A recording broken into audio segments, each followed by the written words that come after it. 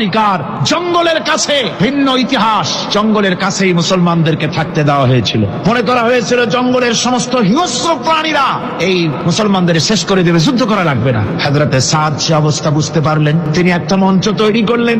সেই মঞ্চের উপরে দাঁড়ায় জঙ্গলের প্রাণীদের দিকে লক্ষ্য করে তিনি নোটিশ জারি করে দিলেন, বললেন, ইয়া আইয়াতুহাল হাশারাতু ওয়াস-সিবাউ নাহনু আসহাবু রাসূলুল্লাহ সাল্লাল্লাহু আলাইহি ওয়াসাল্লাম। হে জঙ্গলের হিংস্র প্রাণীরা, আমরা আল্লাহ রাসূলের সাহাবী, ফাইন্না নাজিলুনা ফামান ওয়াজাদনা বাদাহু কাতালনাহু।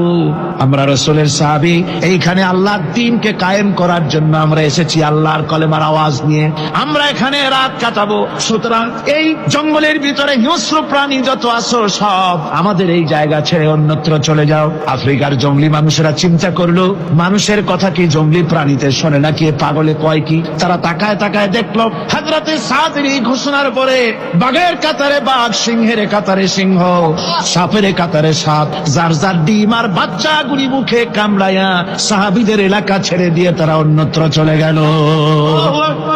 60,000 সৈন্য তাদের অশ্ব নিয়ে, তাদের উষ্ট্র নিয়ে, তাদের মালপত্র নিয়ে, জাহাজের সামান নিয়ে শ্রাবণীর খরস্রোতা নদী, তাল তরঙ্গ মালায় ভরা নদীর উপর থেকে এই সাহাবীরা পাড়ি দিয়ে ওপার চলে গেলেন।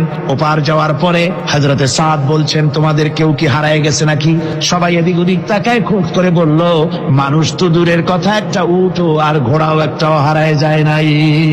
একজন বলল, আমার একটা পেয়ালা, যে পেয়ালা আমি পানি পান করতাম, সেই পেয়ালাটা তুফানে ছিটকে কোথায় চলে গেছে, ওইটা হারায় গেছে। হযরতে সাদ বলেন, মুজাহিদের কোনো জিনিস দরিয়া নিতে পারে না, অবশ্যই তা ফেরত আসবে।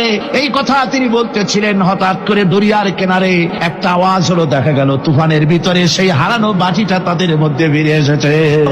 মুজাহিদদেরকে সাহায্য করেন স্বয়ং আল্লাহ রাব্বুল আলামিন।